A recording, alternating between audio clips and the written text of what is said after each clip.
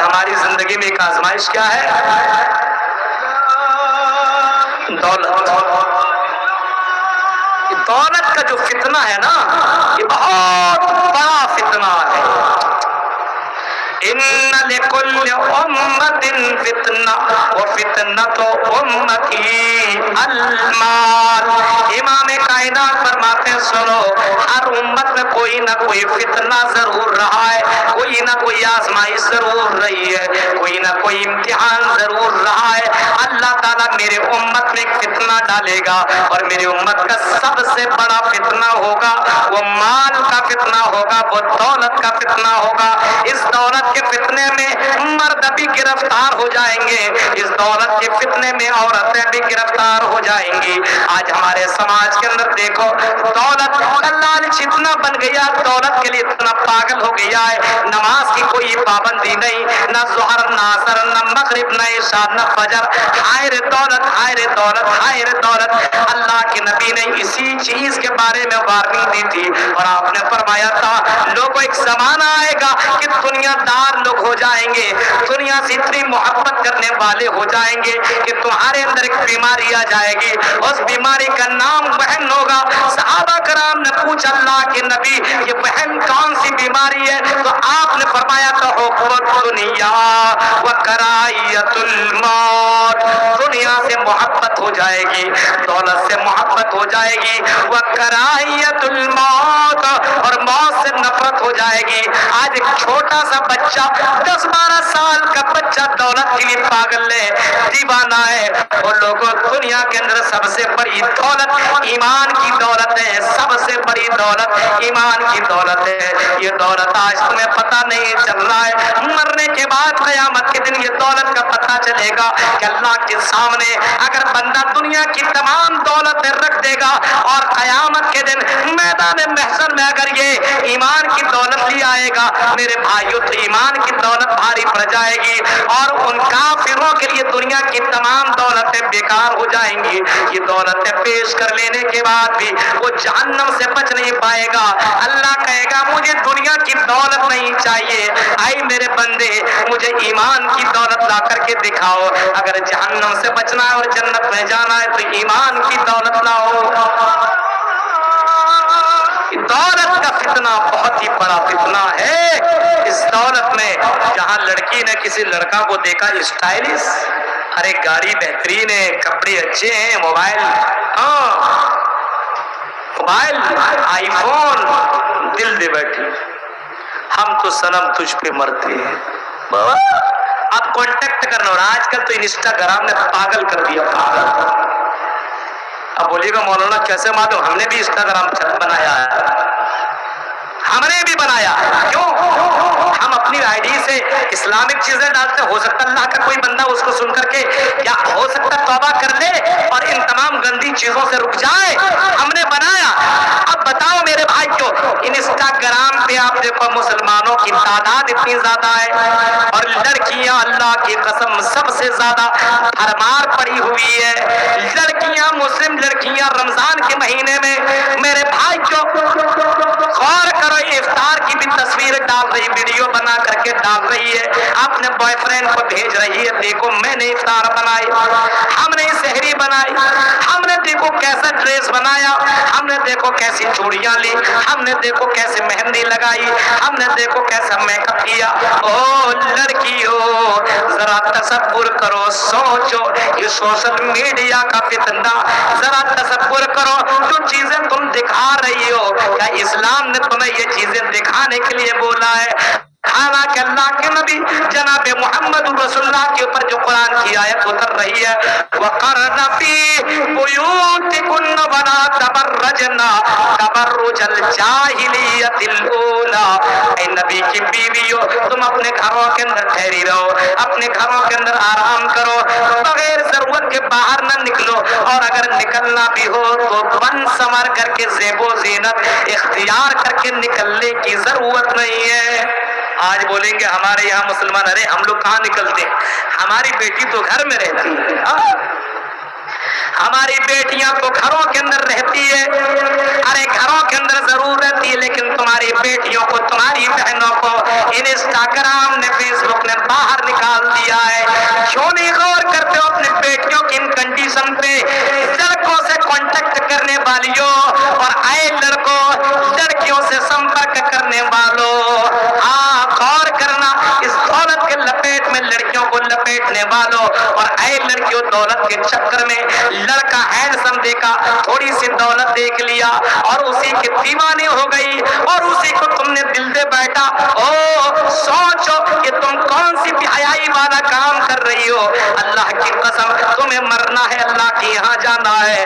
قرآن و حدیث پڑھو اور قرآن و حدیث پڑھنے کے بعد تمہیں پتا چلے گا کہ اللہ کی قسم دنیا میں یہ تو آزمائش ہے. مردوں کے لیے عورتیں آزمائش، عورتوں کے لیے مرد آزمائش.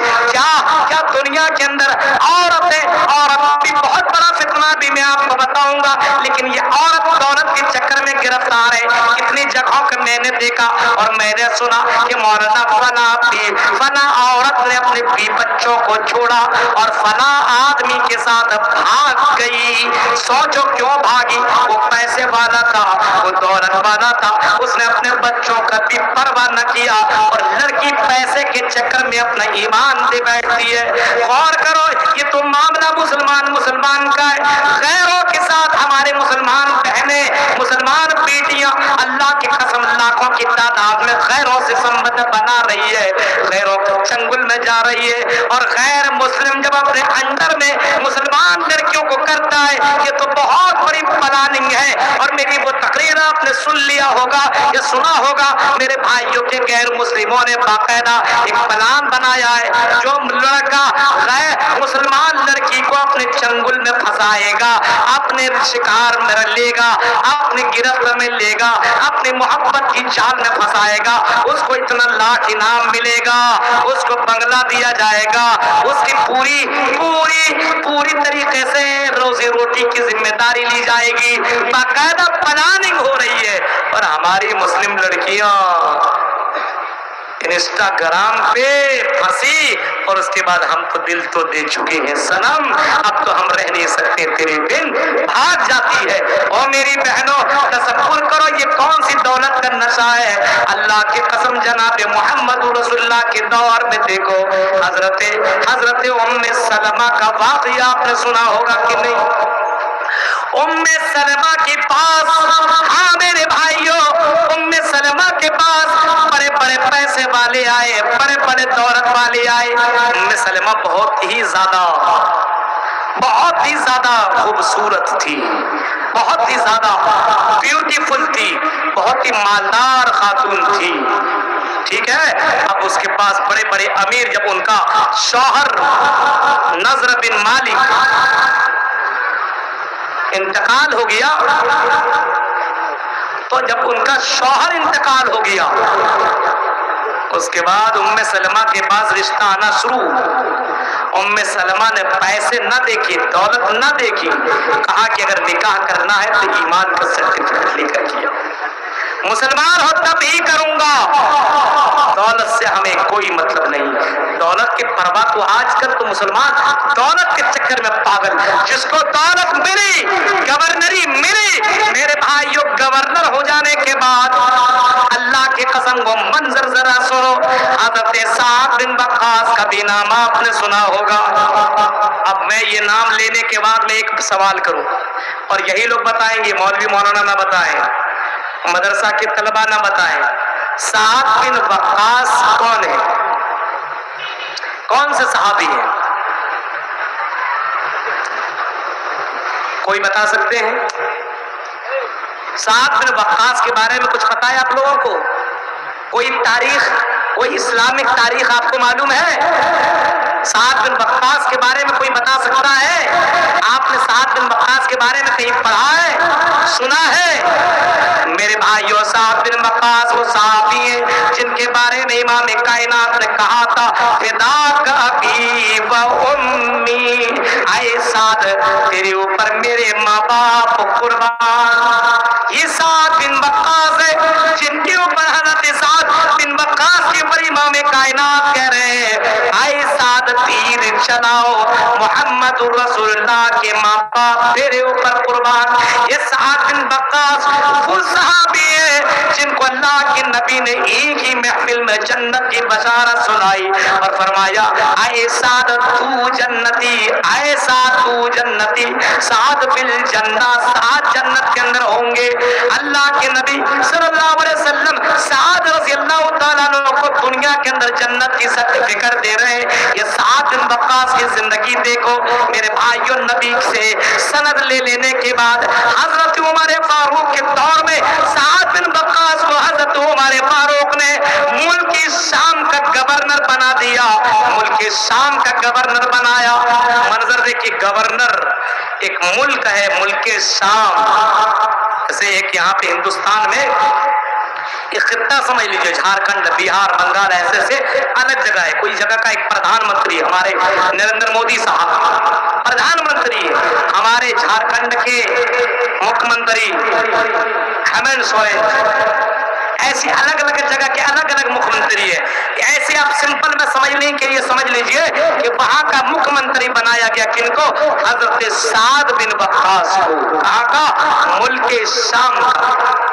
اب جیسے ہمارے پردھان منتری جی کبھی جھارکھنڈ، کبھی بہار، کبھی بنگال کا جائزہ لینے کے لیے آتے ہیں، کیا ہو رہا نہیں ہو رہا ہے، ان کی ذمہ داری ہے، ذمہ داری نبھانی بھی چاہیے، آنا بھی چاہیے. بالکل ایسے حضرت عمر فاروق نے جب گورنر بنایا، حضرت سعد بن وقاص کو جب گورنر بنایا، اور حضرت عمر فاروق کو جب پتا چلا کہ ملک شام کے اندر دولت کی ریل پیل ہے، دولت بہت زیادہ ہے، ہریالی بہت زیادہ ہے، پیسہ بہت زیادہ ہے. اب ہندوستان میں دیکھیے کئی جگہیں ایسی ہیں، بہت خوبصورت علاقے ہیں، بہت مالدار علاقے ہیں. جھارکھنڈ میں کے اندر بھی پیسہ کم نہیں ہے، بہت پیسہ ہے. یہ الگ سی بات ہے کہ جھارکھنڈ میں سب سے زیادہ لیبر ہے، سب سے زیادہ کام کرنے والا ورکر آپ کو جھارکھنڈی میں کہاں ملے گا؟ کہیں چلے جاؤ ہندوستان میں کوئی نہ کوئی ملتا ضرور ہے. السلام علیکم. وعلیکم السلام. کہاں کے؟ جھارکھنڈ کا ہو، بہار کا ہو. لیکن جھارکھنڈ میں پیسہ بھی بہت ہے، بہت ہے. ایک الگ سی بات ہے کہ ان پیسوں پہ قبضہ کسی اور نے کر لیا. اب ملک شام بہت ہی زیادہ دولت والا علاقہ تھا. حضرت عمر فاروق ملک شام کی طرف جاتے ہیں تھوڑا سا معائنہ کرنے کے لیے، جائزہ لینے کے لیے. چلو ملک شام دیکھ کر کے آتے ہیں. ملک شام پہنچ جاتے ہیں. ملک شام میں وہاں کے گورنر کو حضرت سعد بن وقاص کو بلایا جاتا ہے. اے سعد بن وقاص آؤ ادھر آؤ. حضرت سعد بن وقاص جب حضرت عمر فاروق کے پاس آتے ہیں، سعد بن وقاص سے کہتے ہیں اے گورنر سعد بن وقاص، چلو ہمیں ملک شام کا جائزہ کرواؤ، ہمیں ملک شام دکھاؤ. حضرت سعد بن وقاص نے الگ الگ جگہ گھمایا، الگ الگ جگہ دکھایا، الگ الگ جگہ کے بارے میں آپ کو انفارمیشن دی. اب حضرت سعد بن وقاص بتاتے جا رہے ہیں، عمر فاروق سنتے چلے جا رہے ہیں. عمر فاروق کچھ دن تک ملک شام کے اندر رہے. اب حضرت عمر فاروق نے اتنا خوبصورت شہر جب دیکھ لیا، اتنا خوبصورت جب علاقہ دیکھ لیا، اتنی بڑی بڑی بلڈنگیں دیکھ لی، تو حضرت عمر فاروق کے دل میں آیا کہ سعد بن وقاص تو یہاں کا گورنر ہے، اس کی بھی بڑی بلڈنگ ہوگی، یہ بھی تو بڑے بنگلہ میں رہا کرتا ہوگا، اس نے بھی بہت دولت جمع کر لیا ہوگا. دل میں خیال آیا، اور خیال آتے ہی حضرت عمر فاروق نے حضرت سعد بن وقاص سے پوچھ دیا اے سعد ذرا اپنا گھر بھی کو دکھاؤ. کیا پوچھا؟ اے سعد ذرا اپنا گھر بھی تو دکھاؤ، تم نے تو ملک شام دکھایا. اے سعد چلو میں تمہارا گھر دیکھنا چاہتا ہوں کیونکہ ملک شام کے تم گورنر ہو. سعد بن وقاص کہتے ہیں اے امیر المومنین میرا گھر مت دیکھیے، اے امیر المومنین میرا گھر مت دیکھیے. حضرت عمر فاروق کہتے ہیں اے سعد بار بار تھوڑی ملک شام آ پاؤں گا، چلو ہمیں اپنا گھر دکھا دو. اچھا آپ یہاں آؤ، میرا کوئی خاص آدمی ہے، ابھی قاسم بھائی ملے تو ہم نے کہا یار اپنا گھر لے کے نہیں گئے، تو انہوں نے دکھایا اپنا گھر، یہی میرا گھر ہے. ابھی چلیے پروگرام اس کے بعد ہم آپ کو اپنا گھر دکھائیں گے. جو جس سے بڑا گہرا تعلق ہوتا ہے اس سے آدمی بول دیتا ہے. حضرت عمر فاروق نے سعد بن وقاص سے کہا اے سعد کیا اپنا گھر نہیں دکھاؤ گے؟ بہت زیادہ ضد کرنے لگے تو حضرت سعد بن وقاص کے فرماتے ہیں چلیے اگر آپ کو میرا گھر دیکھنا ہے تو چلیے میرا گھر دیکھ لیجئے۔ حضرت عمر فاروق سوچنے لگے یہ بھی بہت پیسہ جمع کیا ہوگا، دولت جمع کیا، گورنر ہے بھائی، ہمارے یہاں کوئی مکھیا ہی بن جاتا ہے لاکھوں کا مالک، ہاں کوئی پنچایت کا سمیتی بن جائے لاکھوں میں کھیلتا ہے، کوئی ودھائک بن جائے کروڑوں میں کھیل رہا ہے، کوئی مکھ منتری بن جائے تو اس کی دولت ہم اندازہ نہیں لگایا جا سکتا۔ یہاں سعد بن وقاص کے بارے میں کیا سوچ رہے ہیں؟ حضرت عمر فاروق کے بہت پیسہ ہوگا، ان کے پاس بہت دولت ہوگی، بہت بڑا بنگلہ ہوگا۔ حضرت عمر فاروق سعد بن وقاص کے ساتھ چلنے لگے اور چلتے چلتے شہر کو کراس کرنے لگے۔ جب بیچ شہر میں پہنچتے عمر فاروق کہتے ہیں کیا اسی بیچ شہر میں تمہارا بنگلہ ہے؟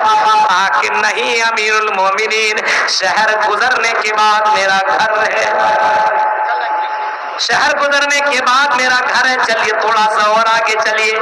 شہر ختم ہو گیا، شہر کے باہر نکل گئے اور اب عمر فاروق کہتے ہیں آئے ساتھ یہ پورا شہر ختم ہو چکا ہے، آپ کا مکان بنگلہ تو مجھے نظر نہیں آ رہا ہے۔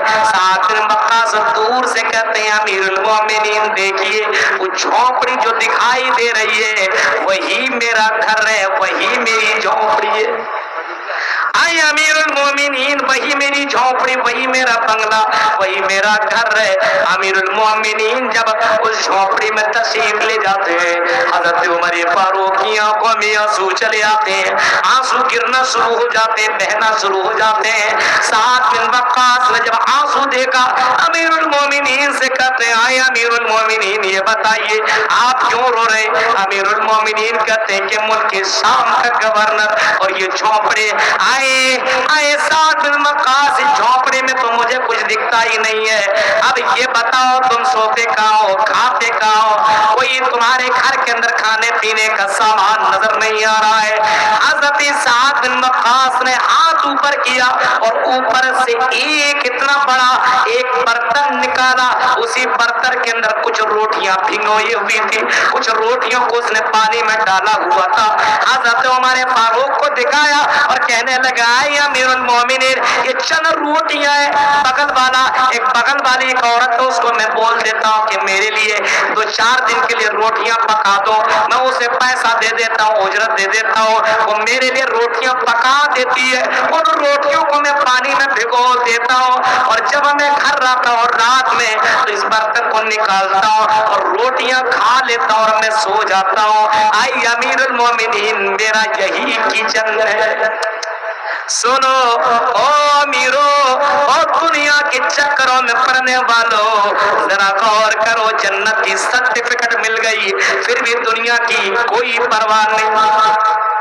امیر المومنین کہتے ہیں صاحب یہ بتاؤ تم سوتے کہاں ہو؟ چاہے نماز نکالا، مصلی نکالا اور مصلی نکالنے کے بعد کہنے لگے اے امیر المومنین یہ مصلی دیکھیے، جب میں اپنا گھر آتا ہوں نماز اسی مصلی پہ پڑھ لیتا ہوں اور اسی مصلی پہ میں سو جاتا ہوں، آرام کر لیتا ہوں، کیونکہ میرے اوپر ذمہ داری اتنی زیادہ ہے کہ مجھے اللہ کے یہاں جواب دینا پڑے گا، مجھے اللہ کے یہاں حساب دینا پڑے گا۔ یہی 2 چیزیں میرے پاس ہے۔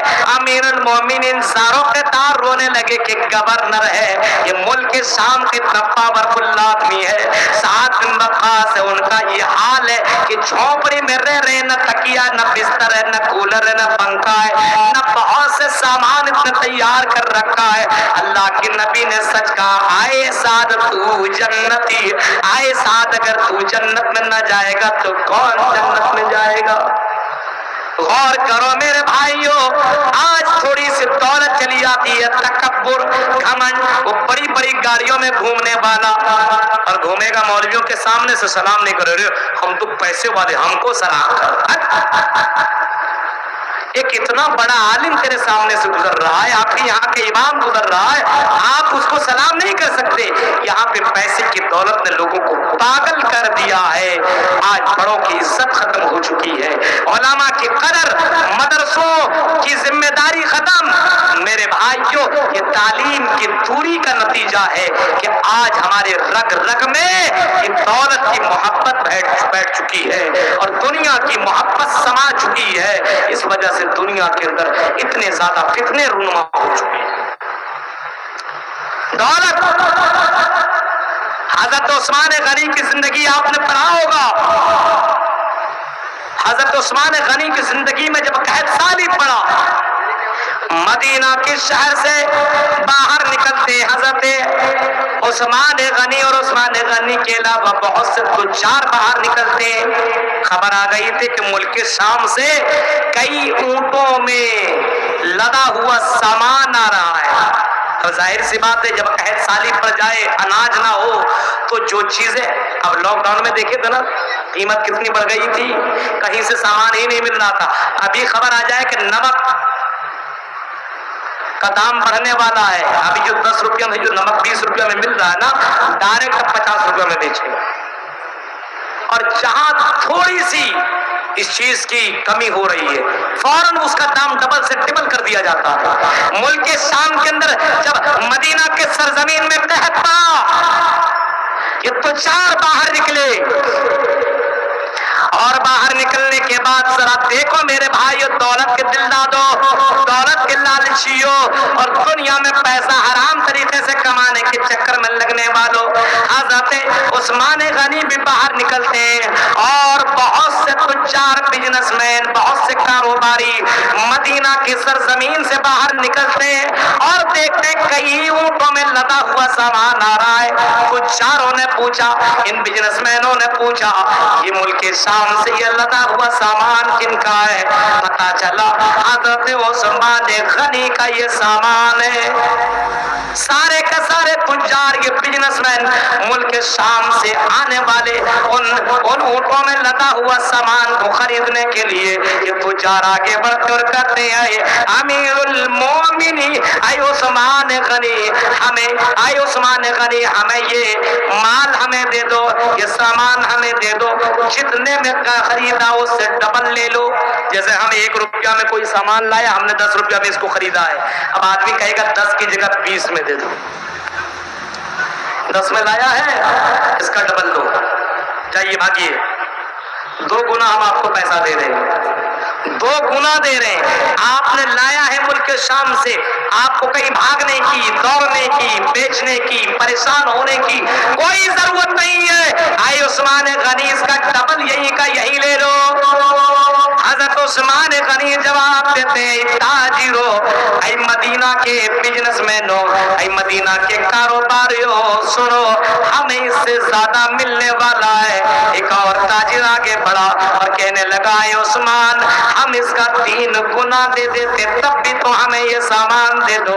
کہنے لگا نہیں ہمیں اس سے زیادہ ملنے والا ہے۔ ایک اور آگے بڑھا 4 گنا لے لو، اور ایک آگے بڑھا مجھے 5 گنا لے لو، پھر بھی ہمیں یہ سامان دے دو۔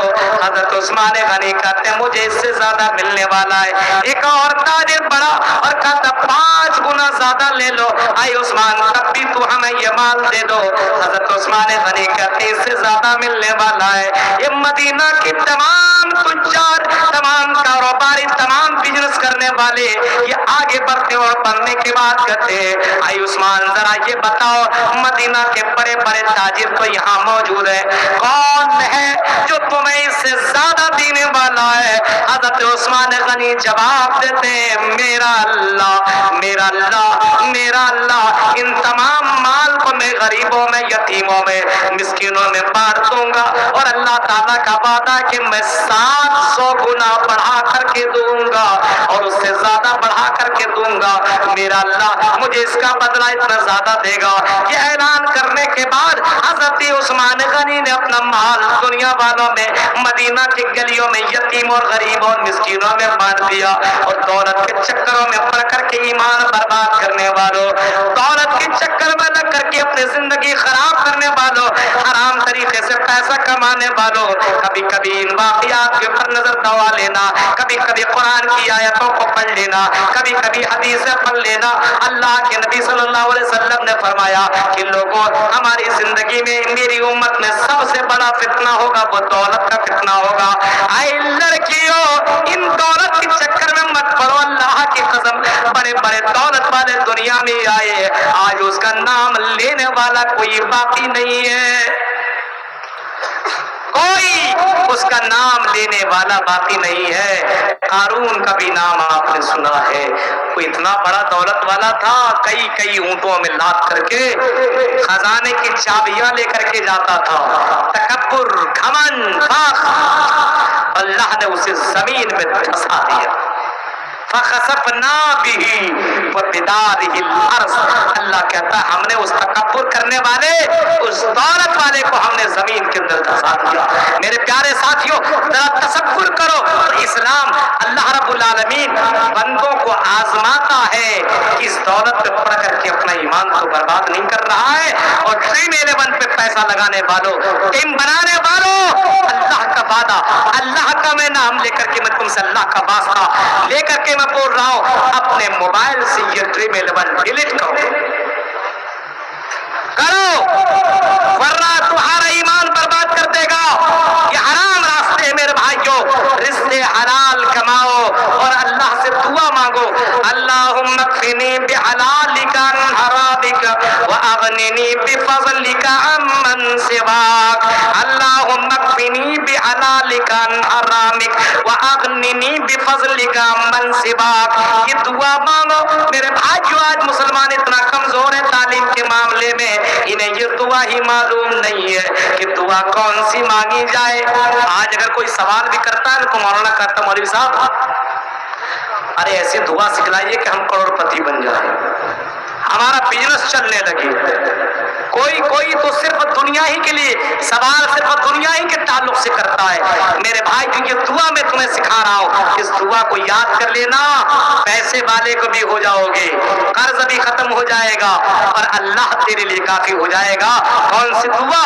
اللہم اکفنی بحلالک عن حرامک واغننی بفضلک عمن سواک۔ یہ دعا اپنے دل و دماغ میں بیٹھا لو اور اس کا پھر ہمیشہ اپنی زندگی میں کرتے رہا کرو۔ میرے بھائیوں، تو دولت کے چکر میں اپنا ایمان برباد مت کرو، اپنا نام خراب مت کرو میرے بھائیوں، ان چکروں میں مت لگو۔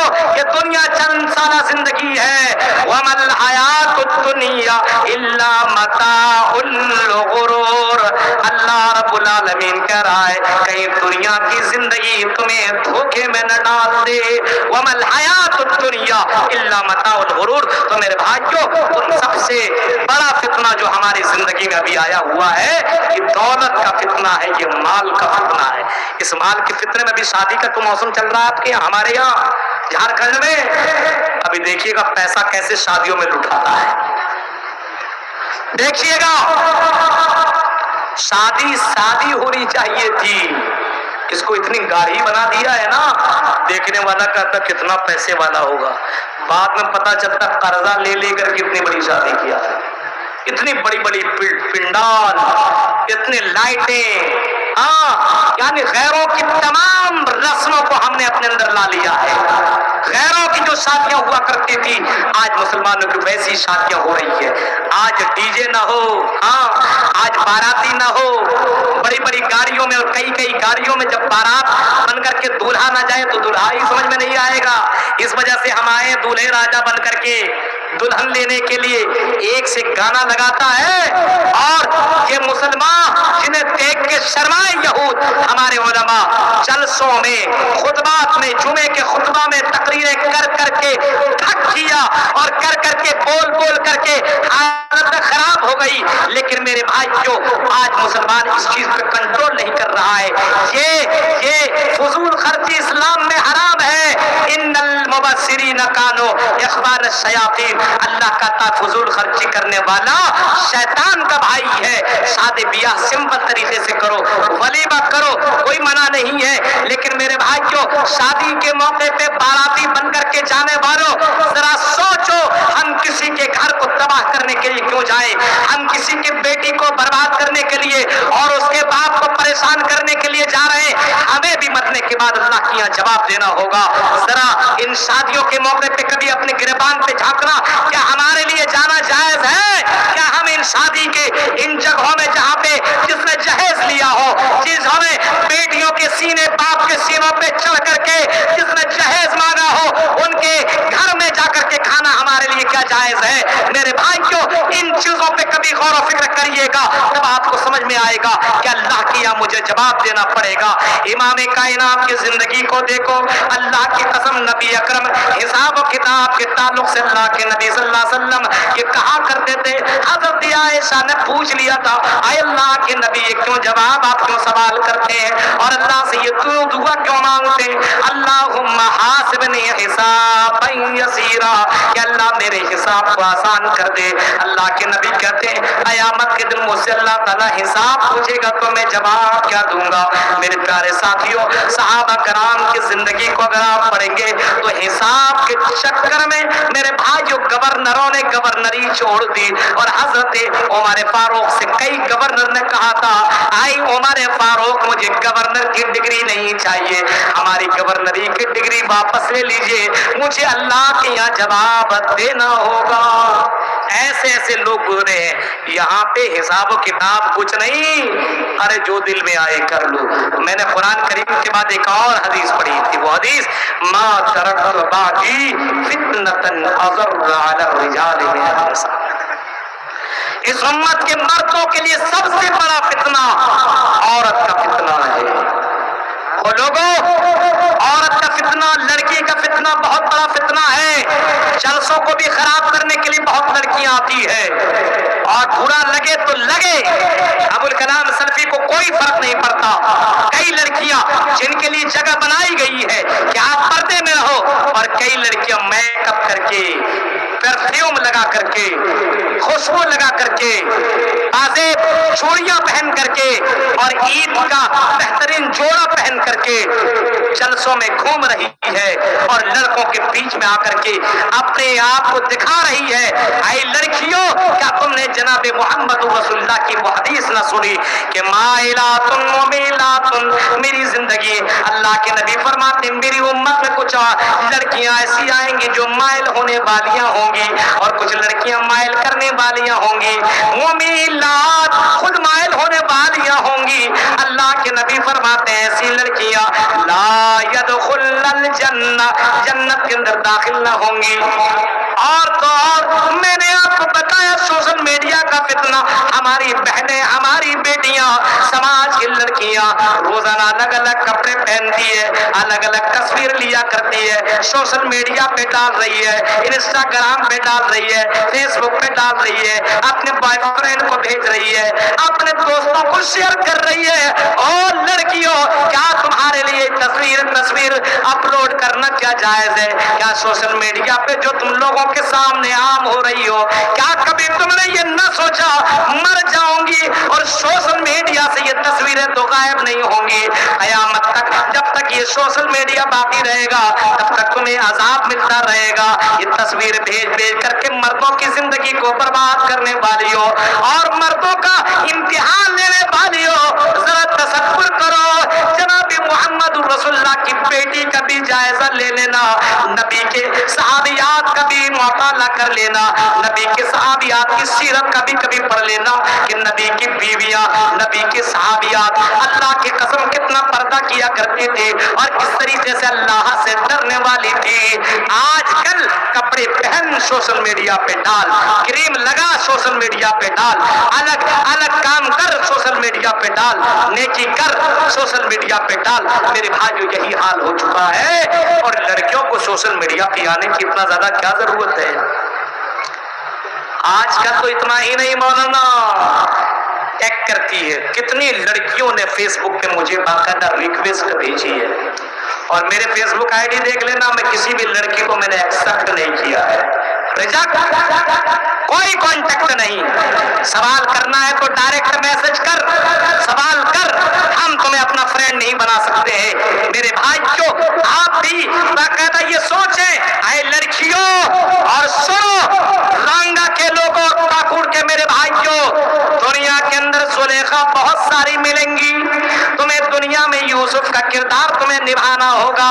ہاں، تمہارے رانگا گا اور تمہارے پاکوڑ اور تمہارے اگل بغل میں بہت ساری زلیخا ملیں گی.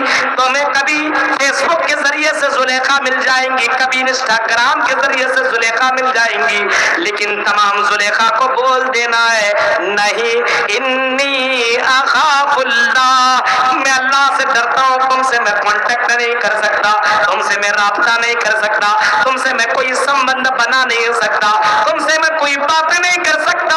او لوگو ذرا تصور کرو, امام کائنات کا سب سے بڑا فتنہ تو لڑکیوں کا فتنہ بتایا مردوں کے لیے, اور آپ نے فرمایا بخاری شریف کی حدیث ہے, مسلم شریف کی حدیث ہے, فرمایا ما ترک بعدی فتنۃ النظر علی الرجال من النساء, کہ میری امت میں مردوں کے لیے سب سے بڑا جو فتنہ ہوگا وہ عورتوں کا فتنہ ہوگا. اس عورت کے چکر میں لوگوں نے اپنا ایمان کو بیچ دیا, اس عورت کے چکر میں لوگوں نے مسجدوں کو چھوڑ دیا, ان لڑکیوں کے چکر میں لوگوں نے اپنے ماں باپ کو بھی دغا دے دیا, اپنے اسلام کو بھی ترک کر دیا. کتنے نوجوان لڑکیوں کو غیر مسلم لڑکیوں کے چکر میں پڑ کر کے اسلام کو بھی ترک کر دیا. میرے بھائیوں ایسے نوجوان آپ کو نظر آئیں گے, ایسے لوگ دنیا کے اندر نظر آئیں گے. آؤ میرے بھائیوں ان مناظر کی طرف میں آپ کو لے کر کے چلنا چاہ رہا ہوں. اللہ کی قسم لڑکیوں نے بلایا اپنی طرف, لیکن ایسے ایسے نوجوان دنیا میں آئے جنہوں نے ان لڑکوں ان کی طرف دیکھنا گوارا بھی نہ کیا. ایک واقعہ میں آپ کو بتاتا ہوں. گزرے ہوئے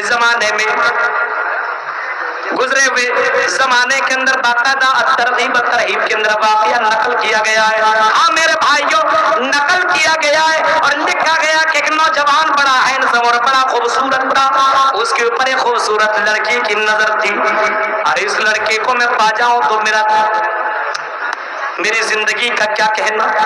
وہ لڑکا دکان میں رہا کرتا تھا اپنے باپ کے ساتھ, لڑکی روزانہ حجاب میں نکلا کرتی تھی اور وہاں سے گزرا کرتی تھی, اور باقاعدہ اپنی اداؤں سے اپنے طرف مائل کرنے کی کوشش کیا کرتی تھی. لیکن لڑکا بڑا دیندار تھا, اللہ سے ڈرنے والا تھا, اس لڑکی کی طرف دیکھنے کی کوشش نہیں کر رہا تھا. ایک دن اس لڑکی نے کپڑا خرید لیا, اور خرید لینے کے بعد چلی جاتی ہے اور بولتی ہے کل میں پیسہ بھیج دوں گی, اور ایک بڑھیا کو بھیج دیتی ہے اور کہنے لگتی ہے اور کپڑے میرے گھر کے اندر چاہیے, لے کر کے چلیے, آپ کو اور پیسہ بھی دے دوں گا, اور دے دوں گی پیسہ اور زیادہ, اور آپ سے اور کپڑے بھی لے لوں گی. بڑھیا کے پیچھے پیچھے اس آدمی نے اپنا بیٹا جوان بیٹا کو بھیج دیا. گیا 10 بس میرے بھائیوں ذرا تصور کرو, جب وہاں پہ پہنچتا ہے لڑکی نے دروازہ کھولا, لڑکی نے دروازہ کھولا, لڑکا جیسے اندر داخل ہوا, خوبصورت لڑکی ہے, چاند سے باتیں کر رہی ہے, بہت ہی زیادہ بیوٹیفل ہے. لڑکی نے دروازہ بند کر دیا, اپنے پرائیویٹ روم میں لے کر کے چلی جاتی ہے, اور لڑکے سے کہتی ہے او لڑکی آؤ آؤ انجوائے کرو, مستی کرو, تم بھی جوان میں بھی جوان, کوئی دیکھنے والا نہیں ہے, کوئی کچھ بولنے والا نہیں ہے. لڑکا ہکا بکا رہ گیا, ارے یہ مسلم لڑکی ہے, مسلم گھرانے کی لڑکی, یہ کام بھی کرا سکتی ہے. اللہ کی قسم اس کے دماغ میں کوئی کام نہیں آ رہا تھا, کیا کرو, اللہ سے بچنے کی دعا مانگ رہا ہے, اللہ مجھے اس مصیبت سے بچا لے. اچانک اس کے دماغ میں ایک بات آئی, اور وہ بات یہ آئی کہ وہ لیٹرین کرنے کے بہانے سے بولا مجھے ٹوائلٹ جانا ہے. ٹوائلٹ کے اندر داخل ہو گیا, لیٹرین کرتا ہے اور اسی کو اپنے جسموں کے اندر کپڑوں کے اندر مل لیتا ہے, پورا کا پورا جسم مل لیتا ہے, اور باہر جیسے نکلتا ہے لڑکی کہتی بھگ بھگ اس کو جلدی سے باہر نکالو. لڑکا وہاں سے باہر نکل جاتا ہے, جا کر کے تالاب میں نہاتا ہے, اور نہانے کے بعد گھر چلا جاتا ہے. میرے بھائیوں نوجوان کیسا تھا جن کے اوپر لڑکیاں خوبصورت سے خوبصورت لڑکیاں فدا بھی ہو گئی, لیکن میرے بھائیوں ذرا تصور کرو اس لڑکے نے اپنے آپ کو بچا لیا. او رانگا کے لوگوں, اے نوجوانوں, اے لڑکوں, تمہیں بھی لڑکیوں سے بچنا ہے, اور اے لڑکیوں تمہیں بھی لڑکوں کی فریب سے تمہیں بچنا پڑے گا, اور ایسا بننا پڑے گا. عمر فاروق کے دور میں جو لڑکی تھی جو رات کی تاریکی میں جس نے یہ جملہ کہا تھا, اے میری ماں رات کی تاریکی میں پانی میں دودھ میں ملا نہیں سکتی ہوں, کیونکہ اللہ مجھے دیکھ رہا ہے, مجھے اللہ کے سامنے جا کر کے جواب دینا پڑے گا.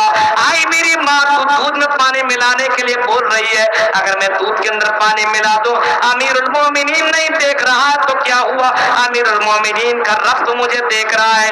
रात की तारीकी में डरने वाली लड़की अल्लाह की कसम इतना ज्यादा डर रखा करती थी, अल्लाह से इतना डरा करते थे। आज कल के लड़कियां अल्लाह की कसम घर में होकर के, बंद कमरे में होकर के सोशल मीडिया का गलत इस्तेमाल कर रही है। उसे मालूम है कि मेरा बाप नहीं जान रहा, मेरा भाई नहीं जान रहा, मेरा गांव वाला नहीं जान रहा है। ओ मेरी बहनों, अल्लाह को जान रहा है, और लड़कों अल्लाह को जान रहा है। उस अल्लाह से कैसे छिपाओगे? जिस दिन अल्लाह तेरे जिस्मों के अंग से अल्लाह ताला बुलवाएगा और तेरी जबान की पर मोहर लगा देगा, और अल्लाह तेरी आंख से बोलेगा क्या है, आंख को जवाब दे, तूने किन किन चीजों को देखा और कहां कहां तेरी नजर पड़ी। मेरे भाइयों, उस दिन के बारे में सोचो तो दुनिया में बहुत सारे फितने तुम्हारी जिंदगी में आएंगे। बादिरो बिल आमाल फितना, इन फितनों के आने से पहले नेकियों में जल्दी कर लो, अच्छे अमाल कर लो, नमाज की पाबंदी कर लो, कुरान की तिलावत कर लो, अच्छे काम अपने घर में करा लो, अपने बहन बेटियों को दीनदार बना लो, अपने भाइयों को दीनदार बना लो, अपना घर दीनदार घर बना लो, अपना घर इस्लामिक घर बना लो। बादिरो बिल आमाल फितना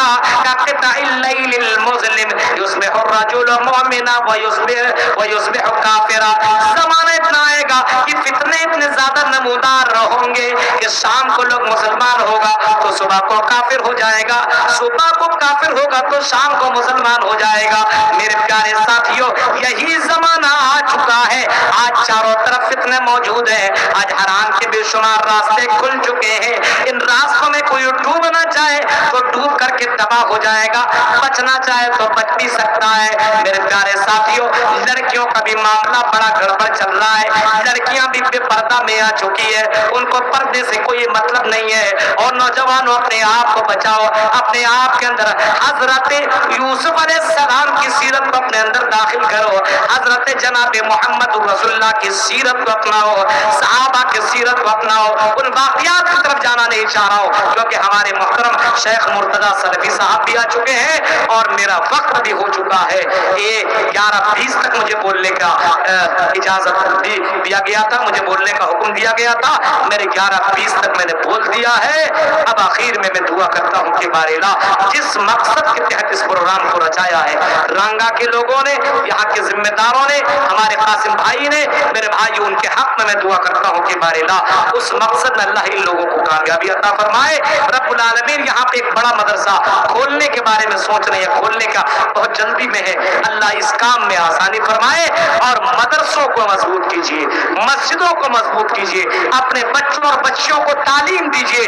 जब तालीम से आरास्ता और पैरास्ता करेंगे तब समाज के अंदर सुधार पैदा हो सकता है, सिर्फ जलसों से नहीं, सिर्फ तकरीरों से नहीं। मेरे भाई, क्यों किसी शायर ने कहा था, लैसल यतीमुल लती लजी कद मात वालिदुहु इन्नल यतीमा यतीमुल इल्म वल अदब। यतीम वो नहीं है जिसका माँ बाप मर गया हो, यतीम वो है जिसकी जिंदगी से अदब, जिसकी जिंदगी से इल्म खत्म हो जाता हो, जिसको इल्म ना दिया गया, अदब ना सिखाया गया। सबसे बड़ा यतीम वही है। अपने बच्चों और बच्चियों को यतीम मत बनाओ, उनको तालीम दो, उनको इस्लामिक नॉलेज दो, उसको कुरान और सुन्नत बताओ। उसके बाद तुम डॉक्टर, इंजीनियर, प्रोफेसर सब बनाओ, लेकिन तलबुल इल्म फरीज़तुन अला कुल्ल मुस्लिमिन के तहत हर मुसलमान को बुनियादी तालीम हासिल कराना जरूरी है। इसके ऊपर जरूर गौर व फिक्र करेंगे।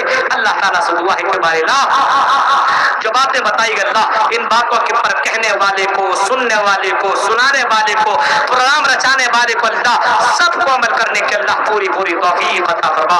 बारेला जो बातें हमने आपके सामने रखी है, इस उम्मीद के साथ शायद उतर जाए तेरे दिल में मेरी बात। रब्बुल आलमीन जो बातें बताई गई है, इन बातों के ऊपर अल्लाह जमी मुसलमानों को अमल करने की तौफीक अता फरमा। आमीन। वाखिर दअवाना अल्हम्दुलिल्लाहि रब्बिल आलमीन। वस्सलामु अलैकुम व रहमतुल्लाहि व बरकातुहू।